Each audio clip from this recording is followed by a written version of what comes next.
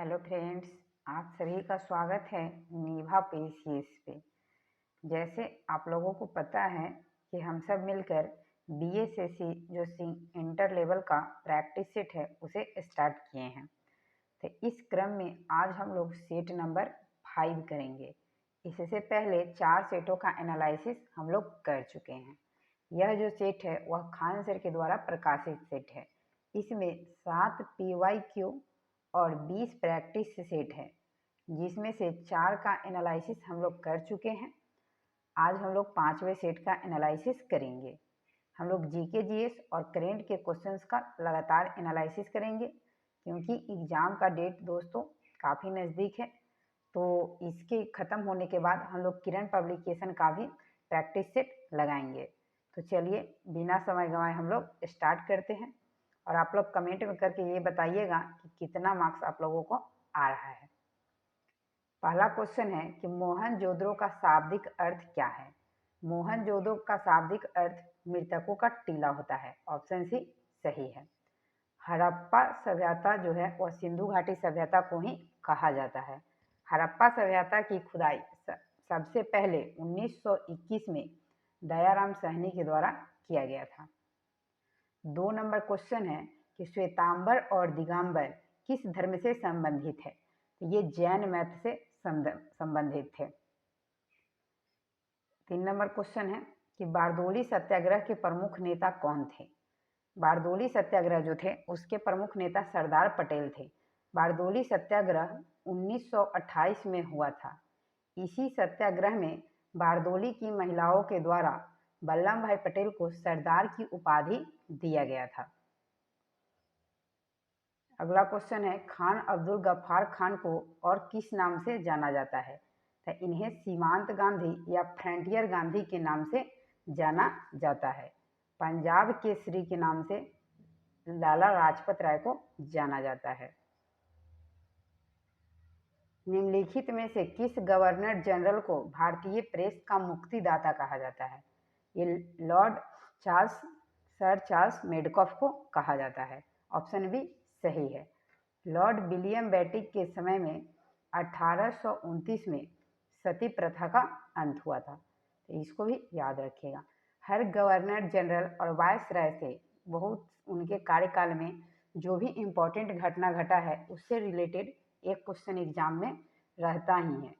और दोस्तों ज़्यादा डिस्क्रिप्शन नहीं करते हैं, नहीं तो वीडियो काफ़ी लंबा हो जाएगा। तो आप लोग कंटिन्यू सेट को लगाइएगा। बहुत सारे क्वेश्चंस ऐसे मिलेंगे जो प्रीवियस क्वेश्चन से सेम मिल जाएंगे, तो आपको सेट में मार्क्स इंक्रीज हो सकता है। 6 नंबर क्वेश्चन है कि ब्रिटिश हाउस ऑफ कॉमन्स में सर्वप्रथम किस भारतीय ने आर्थिक निष्कासन सिद्धांत की भर्त्सना की थी। तो ये किए थे दादा भाई नौरोजी। याद रखिएगा, दादा भाई नौरोजी। इन्होंने अपनी book property and un British rule in India में इस बात की चर्चा किए थे। गोपाल कृष्ण गोखले जो महात्मा गांधी के राजनीतिक गुरु थे, इन्होंने 1905 में सर्वेंट ऑफ इंडिया सोसाइटी की स्थापना किए थे। श्यामजी कृष्ण वर्मा, इन्होंने 1905 में लंदन में होम रूल लीग की स्थापना किए थे। 7 नंबर क्वेश्चन है प्रसिद्ध गाना सारे जहां से अच्छा रचा गया है या किसके द्वारा। तो सारे जहां से अच्छा जो है और मोहम्मद इकबाल के द्वारा लिखा गया है। बंकिम चंद्र चटर्जी के द्वारा वंदे मातरम लिखा गया है। रविन्द्रनाथ टैगोर के द्वारा जन गण मन जो भारत के राष्ट्रगान है उसे लिखा गया है। 8 नंबर क्वेश्चन है कि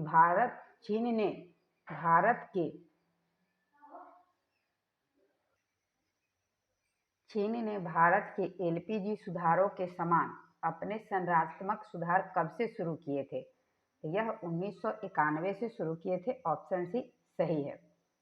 9 नंबर क्वेश्चन है कि 1854 से 56 ईस्वी में क्रीमियन युद्ध किनके बीच लड़ा गया था।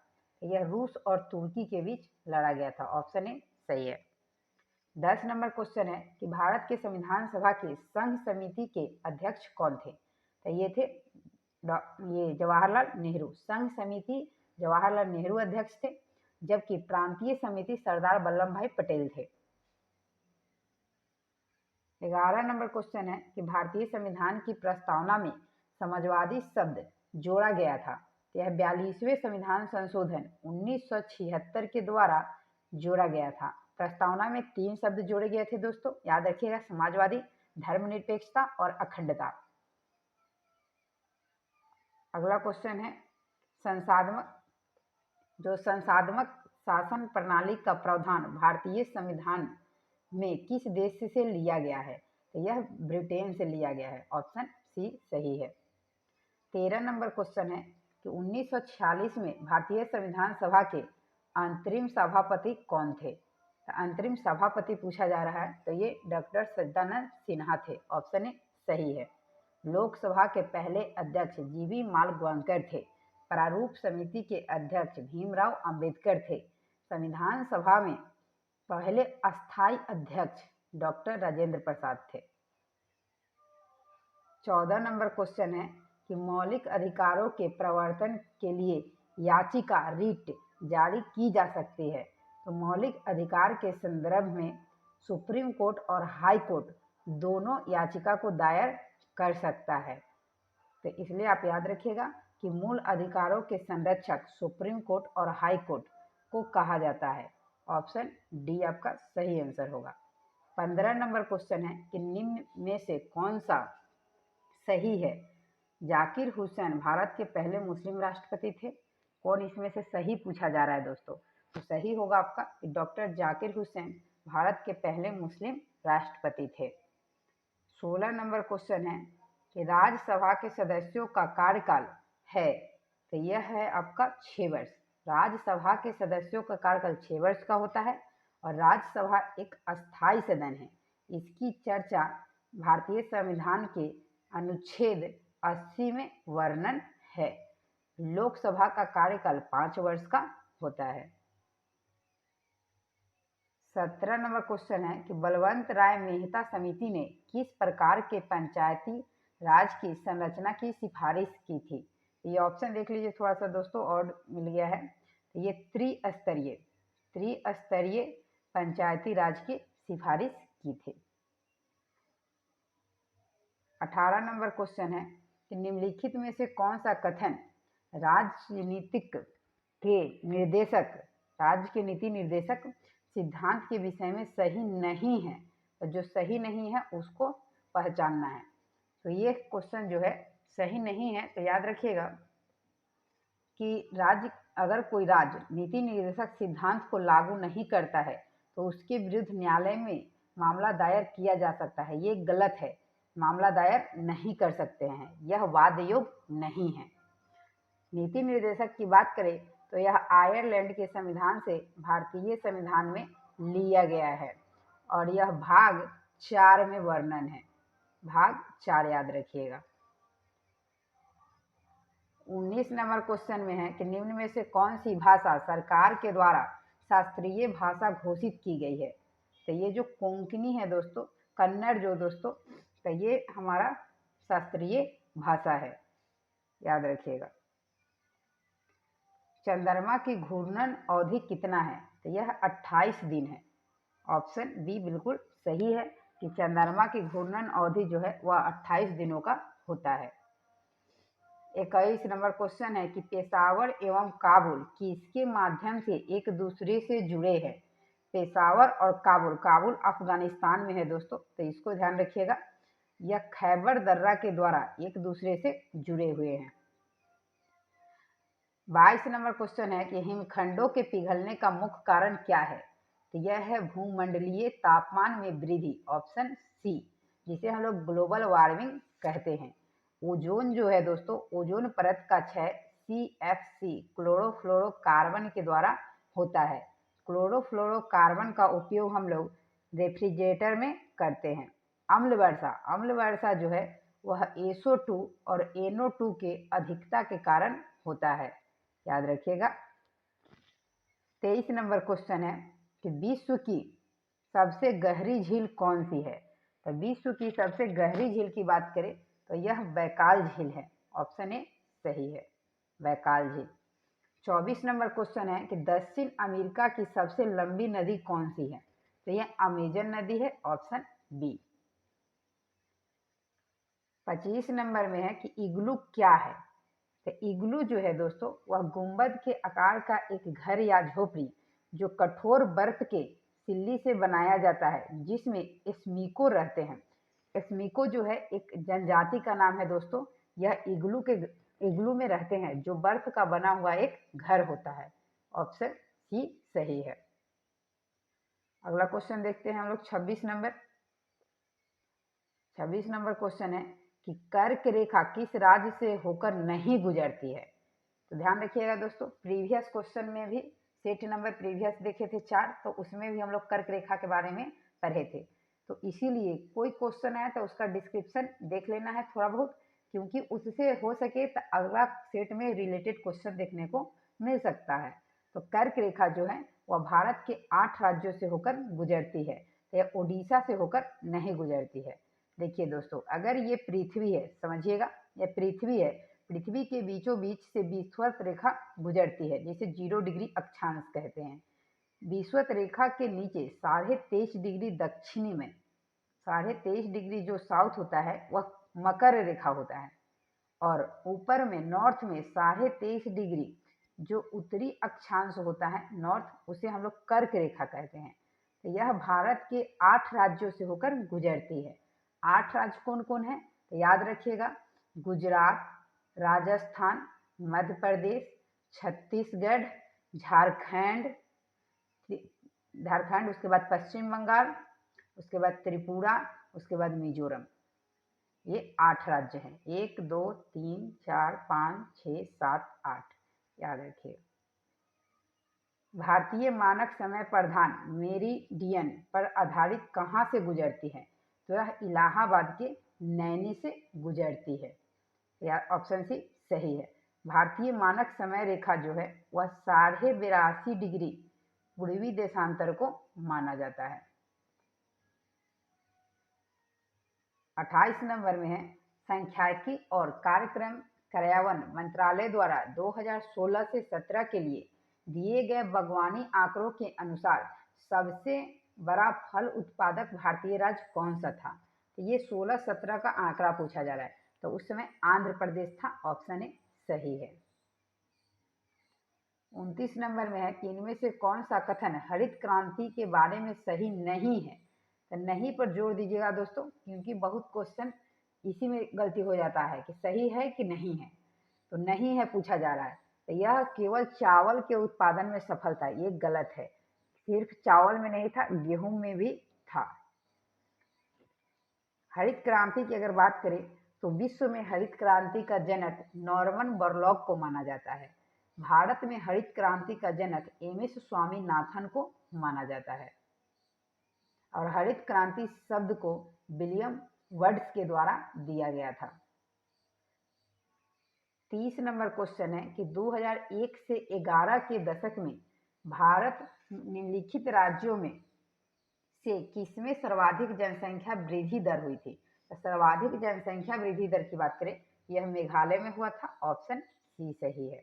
अरुणाचल प्रदेश जो है वह सबसे कम जनसंख्या घनत्व वाला राज्य है। निम्न में से किसके कारण राष्ट्रीय आय जो है वह चक्राकार प्रवाह का आकार बढ़ता है? तो बढ़ता भी है क्वेश्चन आता है दोस्तों, यहाँ पूछ रहा है कि घटता है, तो किसके कारण घटता है? तो इसको याद रखिएगा कि आयात के कारण घटता है। अगर किसी भी वस्तु को हम दूसरे देश में देते हैं तो उसे निर्यात कहा जाता है, और दूसरे जगह से अपने यहाँ मंगाते हैं तो उसे आयात कहते हैं। कौटिल्य के अर्थशास्त्र के अनुसार निम्नलिखित में से कौन सा राज्य के करों की वसूली के लिए जिम्मेदार था? राज्य के जो कर होते थे उनका वसूली जो है वह नागरिक के जिम्मेदार था। नागरिक जिम्मेदार था कर की वसूली के लिए। ऑप्शन डी सही है। अर्थशास्त्र के जो लेखक है दोस्तों यह कौटिल्य है। कौटिल्य का अन्य नाम विष्णुगुप्त भी मिलता है। चाणक्य या विष्णुगुप्त, याद रखिएगा। अर्थशास्त्र जो पुस्तक है वह राजनीतिक सिद्धांत पर आधारित है। 33 नंबर में है कि गालिब थे, गालिब कौन थे? तो यह एक कवि थे। ऑप्शन ए सही है। भारत का जीवमंडल रिजर्व नंदा देवी यूनेस्को किस राज्य में स्थित है? तो यह उत्तराखंड में है। नंदा देवी जो है यह उत्तराखंड में स्थित है। अंतर्राष्ट्रीय मजदूर दिवस मनाया जाता है। अंतर्राष्ट्रीय मजदूर दिवस 1 मई को मनाया जाता है। दोस्तों याद रखिएगा कि अंतर्राष्ट्रीय मजदूर दिवस जो है 1 मई को मनाया जाता है। कुछ इम्पोर्टेंट दिवस है जो पूछे जाते हैं एग्जाम में बार बार, तो उसको देख लीजिए। 22 मार्च को पृथ्वी दिवस या सॉरी दोस्तों 22 मार्च को हम लोग जल दिवस या बिहार दिवस मनाते हैं। 22 अप्रैल को पृथ्वी दिवस मनाते हैं और 22 मई को जैव विविधता दिवस मनाते हैं। इसको तो एकदम रट जाना है।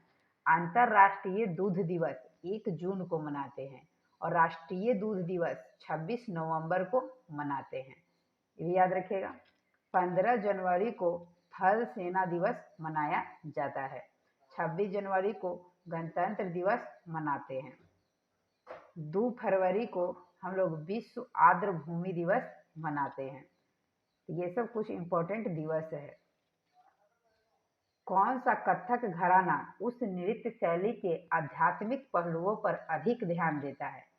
तो कथक के लिए दोस्तों पूछा जा रहा है। कथक जो है वह केरल का शास्त्रीय नृत्य है। तो वह कौन सा घराना है वही पूछा जा रहा है। तो बनारस घराना, ऑप्शन बी सही होगा। 37 नंबर क्वेश्चन है कि उस वैज्ञानिक का नाम बताइए जिसने प्रथम बार टीके की खोज की थी।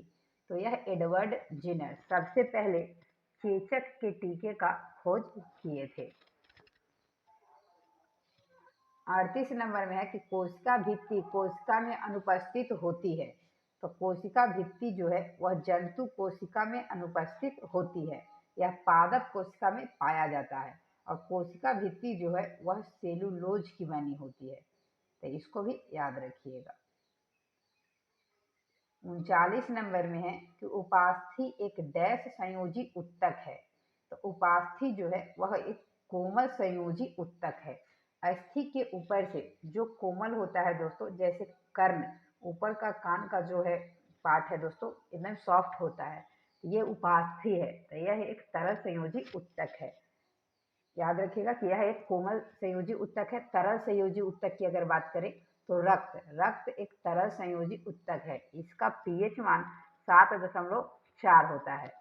और अस्थि जो है जिसको हम लोग हड्डी कहते हैं वह एक कठोर संयोजी उत्तक है। 40 नंबर में है कि मनुष्य में पित्त का उत्पादन किस अंग के द्वारा होता है? तो यह जिगर, जिसे हम लोग यकृत कहते हैं, जिगर यकृत या लीवर कहते हैं। तो पित्त रस का उत्पादन यकृत या लीवर में होता है। पित्त रस जो है वह एक क्षारीय द्रव्य है। याद रखिएगा, क्षारीय द्रव्य है। 41 नंबर में है कि रुधिर परिसंचरण तंत्र की खोज किसने किया था? तो रुधिर परिसंचरण तंत्र की खोज विलियम हार्वे के द्वारा किया गया था।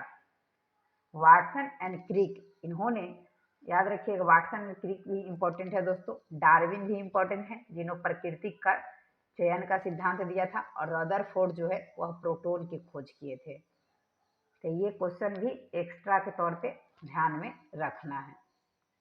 अगला क्वेश्चन देखते हैं दोस्तों। ज़्यादा डिस्क्रिप्शन करेंगे तो वीडियो लंबा हो जाएगा, इसीलिए जो क्वेश्चन है उसका आंसर और उससे रिलेटेड जो 1-2 क्वेश्चन है उसको देखना है। तो चलिए देखते हैं। 42 नंबर में है कि गले के उत्तर तलीय मध्य रेखा पर चपटी हड्डी का नाम बताइए। वह कौन सी हड्डी है? तो यह आपका है ब्रेस्ट बोन, ऑप्शन डी सही है। 43 नंबर में है कि निम्नलिखित में से कौन सा आपको एक व्युत्क्रम वर्ग बनाने देता है जो एक आधार वर्ग से अधिक विशेषताओं को आनुवांशिक रूप से प्राप्त करता है? तो आपका सही आंसर हो जाएगा बहु इनहेरिट्स, ऑप्शन बी। 1-2 क्वेश्चन ऐसे सेट में रहेंगे दोस्तों जो लगेगा कि कभी पढ़े ही नहीं है, तो उसको नोट डाउन करना है और उसके बारे में पढ़ना है। पोलियो तथा चेचक की बीमारियों के होने का कारण क्या है? यह पोलियो और चेचक विषाणु के कारण होता है। विषाणु के कारण होने वाले कुछ बीमारी है, जैसे एड्स जो है HIV वायरस के कारण होता है। इसका फुल फॉर्म भी पूछा जाता है दोस्तों, ह्यूमन याद रखिएगा, इम्यूनो वायरस। एड्स का फुल फॉर्म पूछ लेता है कभी कभी, एड्स का फुल फॉर्म क्या होता है? Acquired immuno deficiency syndrome. वह पादप जिसमें बीज फलों के भीतर होता है उसे क्या कहते हैं? तो वैसे पादप जिसमें बीज जो है वह फल के भीतर पाया जाता है तो उसे एंजियोस्पर्म कहते हैं। ऑप्शन ए सही है। 46 नंबर में है कि क्वासियोरकर बीमारी किसकी कमी के कारण होता है? या प्रोटीन की कमी के कारण होता है? ऑप्शन सी सही है। 47 में है कि ऊपरी वायुमंडल की ओजोन परत निम्न में से मुख्यतः किसके द्वारा नष्ट हो रही है? तो ऊपर हम लोग पढ़े थे कि ओजोन परत का क्षरण या क्षरण, जिसको हम लोग क्षय कहते हैं, वह क्लोरोफ्लोरोकार्बन के द्वारा होता है। ओजोन परत जो है वह समताप मंडल में पाया जाता है। ओजोन परत की मोटाई को डॉप्सन में मापा जाता है, ये भी ध्यान रखना है। ओजोन का सूत्र O3 होता है। भार का एसआई मात्रक है, तो भार एक प्रकार का बल होता है दोस्तों, तो जो बल का मात्रक होता है वही भार का मात्रक होता है। तो भार का एसआई मात्रक न्यूटन है। पार्सेक जो है वह दूरी की इकाई है। डाइन जो है वह डाइन याद रखिएगा, तो यह भी एक बल का सीजीएस यूनिट है। बल का सीजीएस यूनिट डाइन है, याद रखिएगा। 1 न्यूटन बराबर 10 के पावर 5 डाइन होता है। 49 नंबर क्वेश्चन है कि स्थिर गति के साथ विजेताकार पथ से चल रही वस्तु का त्वरण होता है, तो यह जो वस्तु है उसका त्वरण जो है वह चर के समान होता है। ऑप्शन ए सही है। देखिए 50 नंबर क्वेश्चन है कि कोई स्थिर बल किसी वस्तु पर 100 सेकेंड के लिए काम कर रहा है जो वेग का मान 18 किलोमीटर प्रति घंटा से 36 किलोमीटर प्रति घंटा कर देता है। बल का मान बताना है। तो बल का मान याद रखिएगा दोस्तों, P2 minus P1 by T. तो 10 माइनस 5, देखिए याद रखिएगा, 10 माइनस 5 अपॉन 100।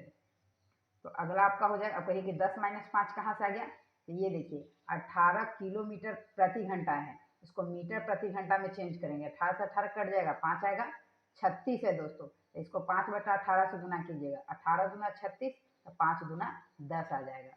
तो P2 का वैल्यू ये है और P1 का वैल्यू ये है।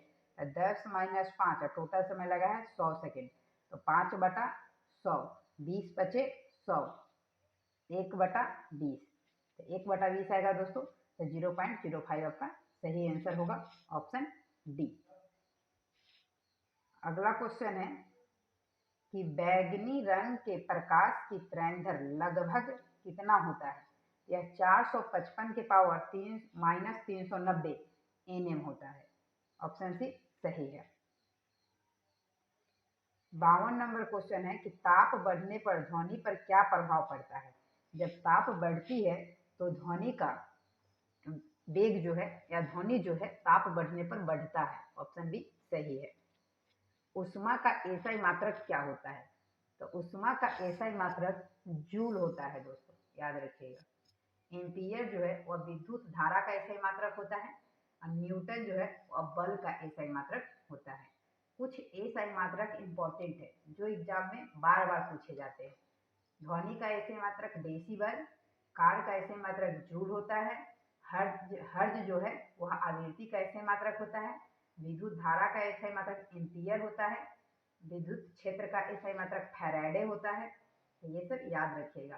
शक्ति का एसआई मात्रक वाट होता है, विभवांतर या विभव का एसआई मात्रक वोल्ट होता है, प्रतिरोध का एसआई मात्रक ओम होता है और प्रतिरोधकता का एसआई मात्रक ओम मीटर होता है। तो दोस्तों आप लोग का यही शिकायत रहता है कि लिखते क्यों नहीं है, तो कोशिश रहेगा लिखने का, लेकिन वीडियो काफ़ी लंबा हो जाएगा, लिखने में बहुत टाइम लगेगा, इसलिए सेट को जल्दी कवर करना है। आसमान का नीला रंग होने का कारण क्या है? यह है प्रकाश का प्रकीर्णन। Option B. वैद्युत रासायनिक प्रक्रिया जो एनोड पर होती है, तो एनोड पर जो होता है उसे क्या कहते हैं? तो इसे हम लोग ऑक्सीकरण कहते हैं। ऑप्शन ए सही है। तापमान और दबाव की समान परिस्थितियों में सभी गैसों के समान आयतनों में अणुओं की समान संख्या होती है, यह किसका नियम है? तो यह एवोगाड्रो का नियम है। ऑप्शन बी सही है। देखते हैं 57 नंबर क्वेश्चन। 57 नंबर में है कि निम्नलिखित में से कौन सा तत्व एक अधातु है जो कमरे के ताप पर द्रव अवस्था में रहता है? तो अधातु होते हुए भी कमरे के ताप पर द्रव अवस्था में ब्रोमीन होता है, और धातु जो कमरे के ताप पर द्रव अवस्था में है वह है पारा, जिसे Hg या मरकरी के नाम से जानते हैं। अगला क्वेश्चन है कि एक तत्व की द्रव्यमान संख्या 32 है तथा परमाणु संख्या 16 है, इसके परमाणु में न्यूट्रॉनों की संख्या कितना है? तो द्रव्यमान संख्या जो होता है दोस्तों वह P प्लस N बराबर Z होता है। अब P का मान दिया हुआ है 16, N का मान नहीं पता है, पूछ रहा है, और इसका मान दिया है 32, तो ये प्लस 16 उधर जाएगा -16, तो N बराबर हो जाएगा 16। तो ऑप्शन बी सही है। 59 नंबर क्वेश्चन है कि निम्न में कौन सी अक्रिय गैस नहीं है? तो जो अक्रिय गैस नहीं है उसे पहचानना है। तो हाइड्रोजन जो है वह अक्रिय गैस नहीं है। हाइड्रोजन को आवारा तत्व के नाम से भी जाना जाता है, और सबसे हल्की गैस हाइड्रोजन गैस ही होती है। देखते हैं नेक्स्ट क्वेश्चन। बिना बुझा हुआ चूना का रासायनिक नाम क्या है? तो इसका फॉर्मूला होता है दोस्तों CaO, calcium oxide. Option D सही है। 61 नंबर है कि Xe2O2F2 की आकृति होगी, इसका आकृति कैसा होगा? तो यह जो है आकृति वह त्रिकोणीय द्विपिरामिडिक होता है। ऑप्शन ए सही है। 62 में है कि एक पेड़ में गुरुत्वाकर्षण के विरुद्ध जल की गति का परम कारण क्या है? यह है वाष्प उत्सर्जन। Option B. पेड़ प्रासरण जो है दोस्तों, पेड़ जो है वह खनिज लवण का अवशोषण या पानी का जो अवशोषण है और प्रासरण के कारण ही करता है। प्रकाश संश्लेषण के दौरान पेड़ पौधे अपना भोजन बनाते हैं। प्रकाश संश्लेषण के दौरान पेड़ पौधे वायुमंडल से CO2 गैस लेते हैं और O2 का उत्पाद करते हैं। 63 नंबर है कि रासायनिक परिवर्तन के लिए असत्य कथन को छांटिए, जो इसमें गलत है उसको छांटना है। यह उत्क्रमणीय परिवर्तन है, यही गलत है, तो आपका सही आंसर ए हो जाएगा। क्योंकि जो रासायनिक परिवर्तन होता है दोस्तों वह उत्क्रमणीय नहीं होता है, वह अउत्क्रमणीय होता है। क्योंकि उत्क्रमणीय के मतलब होता है जिसे पुनः प्राप्त कर सकते हैं, तो जो भी रासायनिक परिवर्तन होता है उसे पुनः प्राप्त नहीं किया जा सकता है। 64 नंबर में है कि कार्बोरेंडम क्या है? कार्बोरेंडम क्या है पूछा जा रहा है। यह सिलिकॉन कार्बाइड है। ऑप्शन सी सही है। 65 नंबर क्वेश्चन है कि अत्यधिक किण्वन से आप क्या समझते हैं? तो यह जो है अपशिष्ट जल में ईंधन के रूप में हाइड्रोजन उत्पन्न करने की पद्धति है। ऑप्शन डी सही आंसर होगा। 66 नंबर में नीली क्रांति डैश से संबंधित है। तो नीली क्रांति जो है वह मछली उत्पादन से संबंधित है। दुग्ध उत्पादन से श्वेत क्रांति संबंधित है।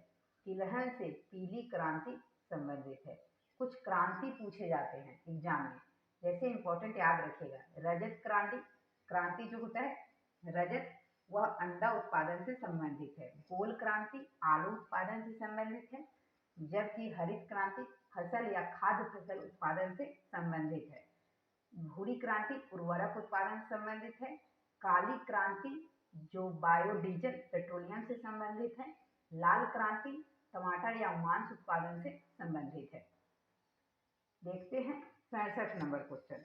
बुद्ध को ज्ञानोदय की प्राप्ति कहाँ हुई थी? तो बुद्ध को ज्ञान की प्राप्ति बोध गया में हुआ था। याद रखिएगा, निरंजना नदी के तट पर, जिसे फाल्गु नदी भी कहते हैं। बुद्ध को जब ज्ञान की प्राप्ति हुआ था तो इन्होंने ज्ञान प्राप्ति के बाद अपना पहला उपदेश सारनाथ में दिए थे, जिन्हें धर्म चक्र परिवर्तन के नाम से जाना जाता है। और इनकी मृत्यु कुशीनगर या कुशीनारा कहीं कहीं देता है, कुशीनगर या कुशीनारा, जो मल महाजनपद में पड़ता है। यहीं इनकी मृत्यु 468 बीसी में हुआ था। महात्मा बुद्ध का जन्म की अगर बात करें तो 563 बीसी में लुम्बिनी नेपाल में हुआ था। बिहार में निम्नलिखित में से किस स्थान पर पहली बार चाय बागानों की स्थापना हुआ था? तो बिहार में सबसे पहले चाय बागान की स्थापना ठाकुरगंज में हुआ था। ऑप्शन ए सही है। और भारत में सबसे पहले चाय जो कॉफी का उत्पादन है दोस्तों, वह कर्नाटक कॉफी का याद रखिए, कर्नाटक में बाबा बुदन की पहाड़ी से हुआ था। अगला क्वेश्चन है कि निम्नलिखित में से कौन मध्य प्रदेश का पहला सौर शहर बनेगा? मध्य प्रदेश का पहला सौर शहर जो है वह सांची बनेगा। ऑप्शन डी सही है। 70 नंबर क्वेश्चन में है कि पीसोडोनोफिस कलिंगा नामक ईल की एक नई प्रजाति किस राज्य में खोजी गई है? यह जो प्रजाति है दोस्तों वह उड़ीसा में खोजा गया है। Option D. उड़ीसा के ही भीतरकनिका राष्ट्रीय उद्यान में पीला कछुआ पाया जाता है। प्रथम पंचवर्षीय योजना किस मॉडल पर आधारित थी? यह था हेरोल्ड डोभर मॉडल। ऑप्शन बी सही है।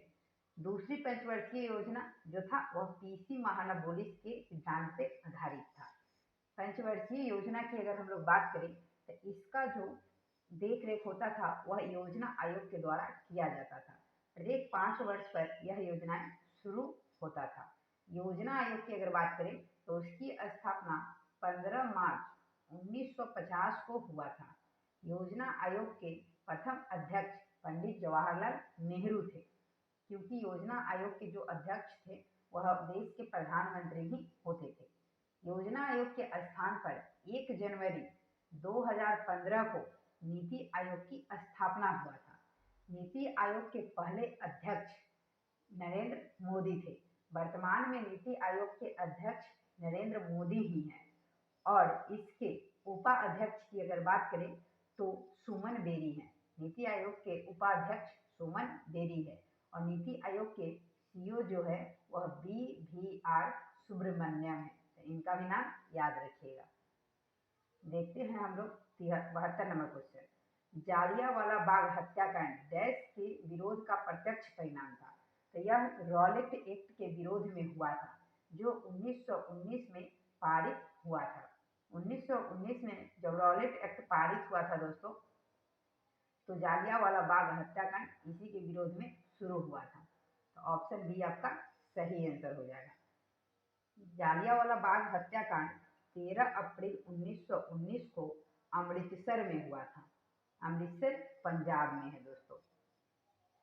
मार्ले मिंटो सुधार की बात करें तो यह 1919 में हुआ था और मॉन्टेग्यू चेम्स पर सुधार अधिनियम 1919 में आया था। 73 नंबर क्वेश्चन है आपका कि भारतीय संविधान के गणतांत्रिक होने का कारण क्या है? तो इसमें कोई वंशानुगत तत्व नहीं है। यही आपका सही आंसर होगा बी। यहाँ देश का जो प्रधान होता है, देश का जो पहला व्यक्ति होता है जिसे राष्ट्रपति कहते हैं, वह वंशानुगत नहीं होता है, उनका निर्वाचन होता है। निम्नलिखित में से सही युग्म संगठन और उनके मुख्यालय का चयन करें। तो इनका मुख्यालय और चयन को चुनना है। जो सही है ILO, तो वाशिंगटन गलत है दोस्तों। ILO का मुख्यालय जेनेवा में है और जेनेवा स्विट्जरलैंड में है। ILO की स्थापना जो है वह 1919 में हुआ था। IMF का मुख्यालय पेरिस, ये भी गलत है। IMF का मुख्यालय न्यूयॉर्क में है। इसकी स्थापना 1945 में हुआ था। यूनेस्को की स्थापना 1946 में हुआ था और इसकी जो हेड क्वार्टर है यूनेस्को का वह पेरिस फ्रांस में है। तो आपका सही आंसर हो जाएगा सी। देखते हैं अगला क्वेश्चन। 75 नंबर में है कि ताप्ती नदी के किनारे आयोजित सूरत अधिवेशन में भारतीय राष्ट्रीय कांग्रेस का 2 दलों में विभाजन किस वर्ष हुआ था? यह हुआ था 1907 में। सूरत अधिवेशन 1907 में हुआ था। सूरत जो है वह ताप्ती नदी के किनारे है। इसी अधिवेशन में कांग्रेस दो दलों में विभाजित हो गया था। एक दल था नरम दल और एक था गरम दल। पुनः नरम दल और गरम दल 1916 में हुआ था लखनऊ अधिवेशन। इसी में दोनों फिर से एक हो गए थे, तो इसको भी ध्यान रखिएगा। 1909 में मार्ले मिंटो सुधार अधिनियम आया था और 1919 में जालियांवाला बाग हत्याकांड हुआ था, रॉलेट एक्ट आया था और मॉन्टेग्यू चेम्सफोर्ड सुधार अधिनियम भी आया था। तो तीनों ध्यान रखना है। श्रीहरिकोटा से PSLV C-17 द्वारा एक डैश उपग्रह GSAT-12 प्रक्षेपित किया गया था। तो यह GSAT-12 जो प्रक्षेपित किया गया था वह क्या था? तो यह था आपका संचार उपग्रह। ऑप्शन सी सही है। 77 नंबर क्वेश्चन है कि इनमें से कौन सा हड़प्पा स्थल गुजरात में पाया गया है? तो धौलावीरा जो है गुजरात में है। 78 नंबर क्वेश्चन है कि डैश को 2002 में सभी गांवों में पेयजल आपूर्ति सुनिश्चित करने के लिए शुरू किया गया था। यह स्व जलधारा योजना। ऑप्शन सी, इसकी शुरुआत 2002 में हुआ था। अगला क्वेश्चन है आपका कि फोटॉन डैश है। फोटॉन क्या है? तो फोटॉन जो है वह पहली उच्च स्तरीय प्रोग्रामिंग भाषा है, कंप्यूटर का लैंग्वेज है। ऑप्शन बी बिल्कुल सही है। 80 नंबर क्वेश्चन है कि जून 2019 में डैश ने ओस्ट्रावा गोल्डन स्पाइक में 300 मीटर की दौड़ का विश्व रिकॉर्ड तोड़ा था। तो यह थे आपका सोने मिलर ईबे। ऑप्शन ए सही है।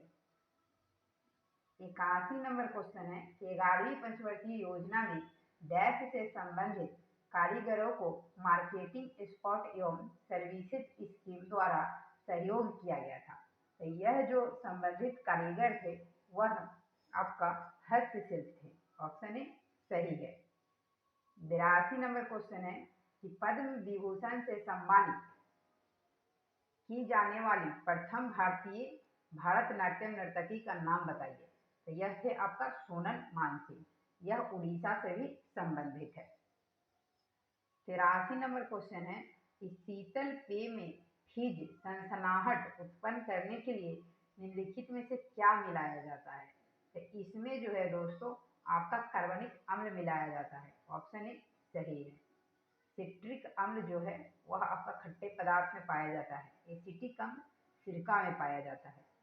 सल्फ्यूरिक अम्ल जो है दोस्तों जिसको H2SO4 कहते हैं, यह बैटरी में भी पाया जाता है।